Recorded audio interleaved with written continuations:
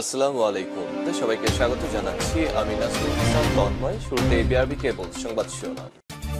বাংলাদেশের সর্বশেষ গুরুত্বপূর্ণ আপডেট সংবাদে আপনাকে স্বাগত। শুরুতেই সংবাদ শিরোনাম, পরে বিস্তারিত।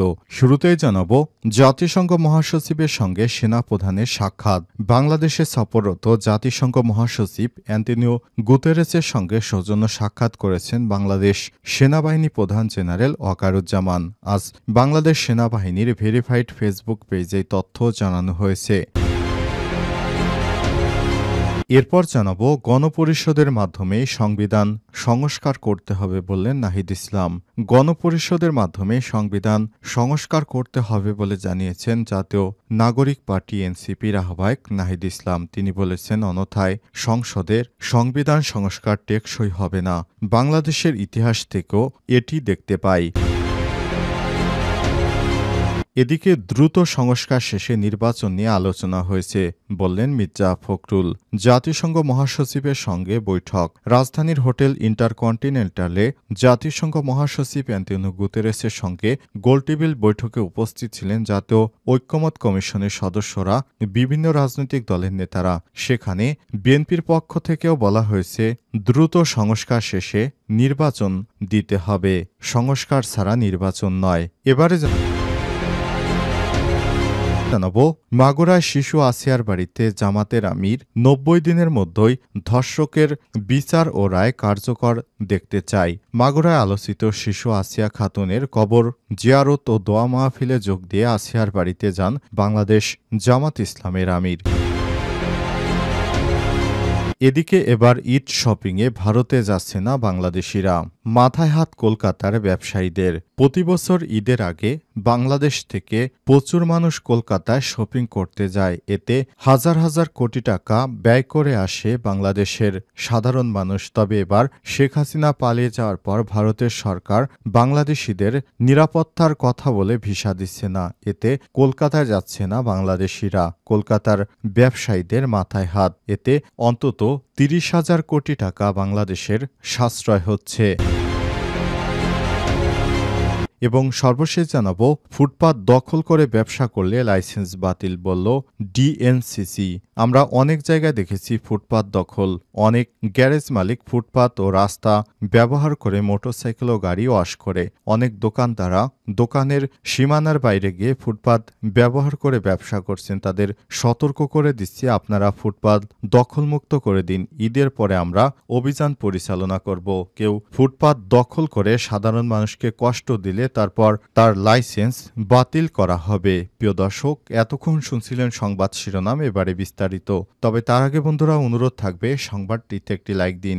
এই চ্যানেলে আপনি নতুন হয়ে থাকলে আমাদের সংবাদটি দেখতে দেখতে চ্যানেলটি সাবস্ক্রাইব করে রাখুন, যাতে করে বন্ধুরা আমাদের পরবর্তী লেটেস্ট আপডেট সংবাদগুলো সবার আগে আপনার কাছে পৌঁছে যায়। কমেন্ট করে আপনার মূল্যবান মতামত জানিয়ে দিন আপনি বিশ্বের কোন দেশ থেকে বা বাংলাদেশের কোন স্থান থেকে আমাদের সংবাদটি দেখছেন এবং শুনছেন। এবারে বিস্তারিত।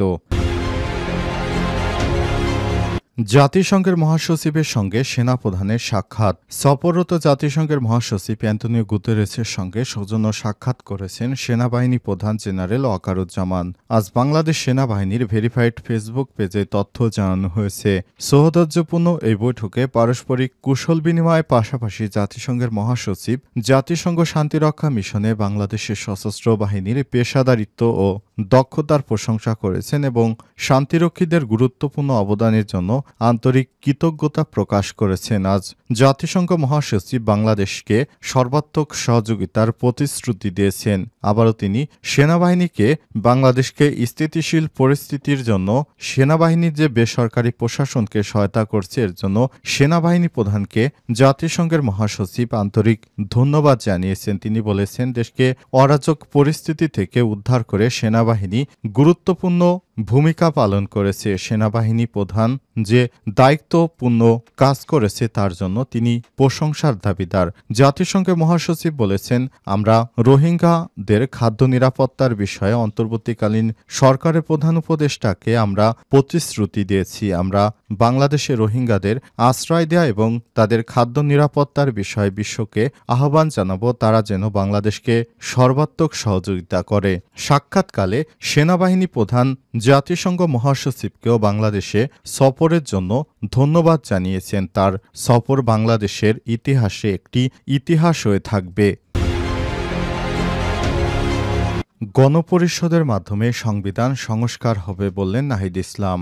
গণপরিষদের মাধ্যমে সংবিধান সংস্কার করতে হবে বলে জানিয়েছেন জাতীয় নাগরিক পার্টি এনসিপির আহ্বায়ক নাহিদ ইসলাম।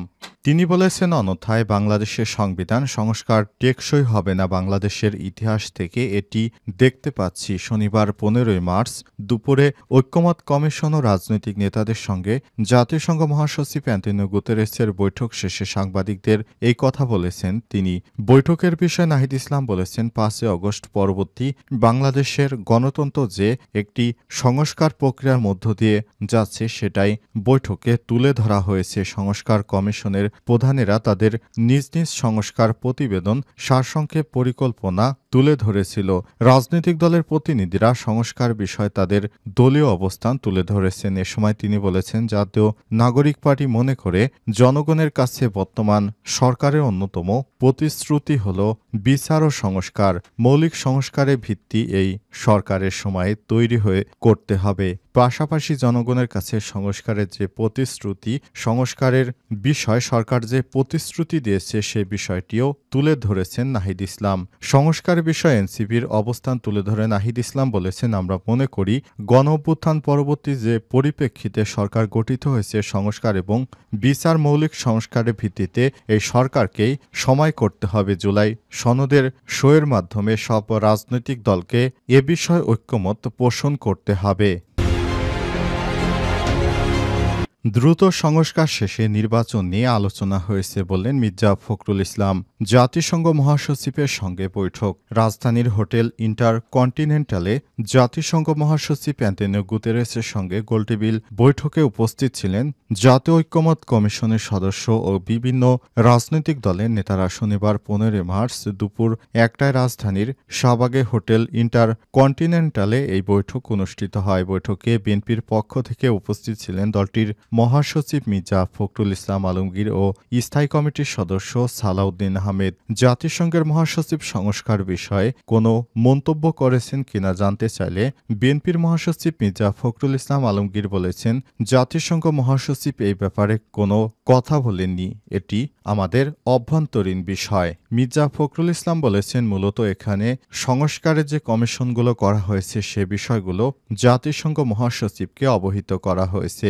আইন উপদেষ্টা আসিফ নজরুল এ বিষয়টি অবহিত করেছেন। আমরা আমাদের বক্তব্যের মধ্যে যে কথাগুলো বলে আসছি সেই একই কথা বলেছি।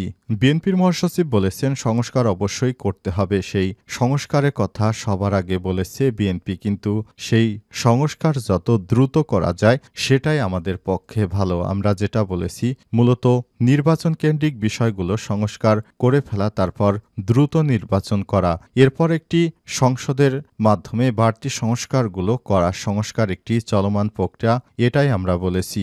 জামাতা ইসলামের পক্ষ থেকে বৈঠকে উপস্থিত ছিলেন দলটির নায়েবে আমির সৈয়দ আবদুল্লাহ মোহাম্মদ তাহের ও সেক্রেটারি জেনারেল মিয়া গোলাম পরোয়ার। এছাড়াও উপস্থিত ছিলেন এনসিপির আহ্বায়ক নাহিদ ইসলাম, আমার বাংলাদেশ পার্টির সাধারণ সম্পাদক আসাদুজ্জামান ফুয়াদ, নাগরিক ঐক্যের সভাপতি মাহমুদুর রহমান মান্না প্রমুখ। 90 দিনের মধ্যে বিচার ও রায় কার্যকর দেখতে চাই বললেন জামাতের আমির। মাগুরায় আলোচিত শিশু আসিয়াকে ধর্ষণের ঘটনায় তার কবর জিয়ারত ও দোয়া মাহফিলে যোগ দিতে আসিয়ার বাড়িতে যান বাংলাদেশ জামাত ইসলামের আমির ডাক্তার শফিকুর রহমান। শনিবার স্থানীয় জামাত আয়োজিত দোয়া মাহফিলে প্রধান অতিথির বক্তব্যে জামাতের আমির ডাক্তার শফিকুর রহমান বলেছেন, 90 দিনের মধ্যে বিচারের রায় কার্যকর দেখতে চাই, 91 দিন যেন পার না হয়।